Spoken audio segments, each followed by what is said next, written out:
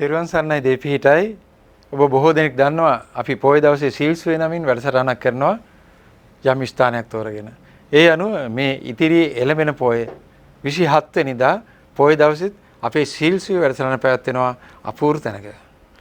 සුව පහසුකම් සහිත සුඛෝපභෝගී හෝටල පරිශ්‍රයක ශාලාවේ පැවැත්වෙන්නේ ඔබට වඩාත් සුව පහසුවෙන් යුතුව සනීපදායක විදිහට මගේ ධර්මදේශනයටත් අපි බහුලව එදාට භාවනා ගැන කතා වෙනවා, අභ්‍යාස කීපයකුත් කරනවා, විශේෂ වැඩසටහනක් පැවැත්වෙනවා. එතකොට ඔබට කෑම බීම ඇතුළු මේ සියල්ල අපි සපයන්නේ නොමිලේ. කිසිම අයිකිරීමක් කරන්නේ නැහැ. එතකොට සදහැවතු අපිට ලබා දීලා තියෙන ආධාර මුදල් යොදලා අපි පොය දවසේ ඒ පින්කම කරනවා ඔබ සියලු දෙනා වෙනින් නොමිලේ.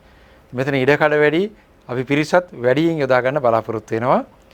එතකොට මේ පහලින් සඳහන් වෙන දුරකථන අංක වලින් ඔබට ආසනය වෙන් කර ගන්න පුළුවන්. හැබැයි අපි නිකන් පාර යන අය ගෙනලා කණ්ඩ බොණ්ඩ දීලා යැවීමේ සිරිතක් නැහැ. අපි ගා ප්‍රඥාව තියෙනවා.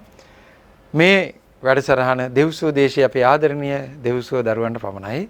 ඒකන්ද එතෙන්ට අවශ්‍ය අය දෙව්සුව දේශයේ අය අපි දන්නවා නංගන් වලින් ඉල්ලීමක් කරොත් ආසන පිරුණම් පස්සේ කරන්න දෙයක් නැහැ. ඉල්ලන්න. එතකොට ඔබට අවසර පත්‍රය ලැබෙයි. එන්න ඇවිල්ලා මේකෙන් ඵලය ලබා ගන්න. මාස් සමග දවසම ගත කරන්න පුළුවන්. එදා දවස පුරාවටම මම ඔබේ කම්පන සංඛ්‍යාතයේ ඉහළ තත්වයේ තබා ගන්න අවශ්‍ය උපක්‍රම කියලා දෙන්න බලාපොරොත්තු වෙනවා. මේ අපූර්ව වඩා පහසුකම් සහිත ස්ථානයේ ඔබට ඊටාම පහසුවෙන් අවබෝධය ලබා ගන්නත් පුළුවන් කියලා මතක් කරනවා. එන්න අපි එකතු වෙලා මේ ආධ්‍යාත්මික ගමනේ ඉහළ තත්වයකට යන් වෙනස්ම අය බවට පත් වෙමු. ආධ්‍යාත්මික දේශයේ මගේ දෙව්සුව දේශයේ අය බවට පත් වෙමු. සමාජයේ වෙනස්ම ඉහළ ෆ්‍රීකවන්සියක් තියෙන අමුතුම කට්ටියක්. ලෝකේ අනිත් පැත්තේ පෙරළුණත් කිසිම ගාණක් නැතුව සිනාමුසු මුහුණින් ඉන්න කට්ටියක්. පිරිසක් තමයි දෙව්සුව දේශයේ පිරිස. එයයි අභ්‍යන්තර ප්‍රීතිය නිරන්තරයෙන් පවත්වාගෙන යන අපූර්ව පිරිසක්. විශ්ව විඥාණයට සමීප වෙච්ච පිරිසක්.